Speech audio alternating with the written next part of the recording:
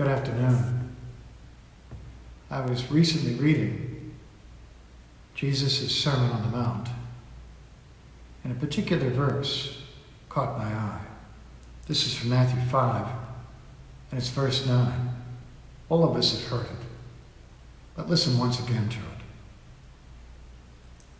Happy are people who make peace, because they will be called God's children.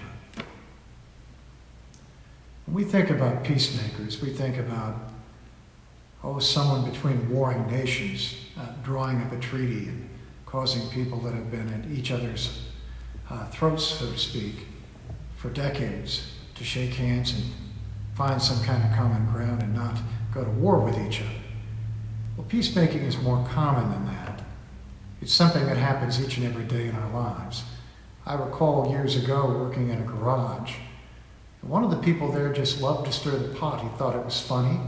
Some of the things he had to say really got under people's skin and made them angry, hurt a lot of feelings. Oddly enough, whenever that person was on vacation, there was peace. You know what I'm talking about. Every workplace has one of those. Every schoolyard and classroom has one or two of those at least. But peacemaking is something that we do in the everyday. It happens when we find kind words to say in the midst of an argument, when we find common ground between two people or two parties that we can work together that's going to help, and it's for the common good. Whenever we come alongside somebody that's angry and bitter and hurting, and instead of getting after them for it, ask them, what's going on? How can I help? Any time that we can say an encouraging word, when it seems the situation is lost, when we can see good, when everybody else sees failure, loss, something bad coming our way. We can bring about peace in 100 different ways, but it's something we have to be mindful of. It's something we got to think about. It's something we should pray about.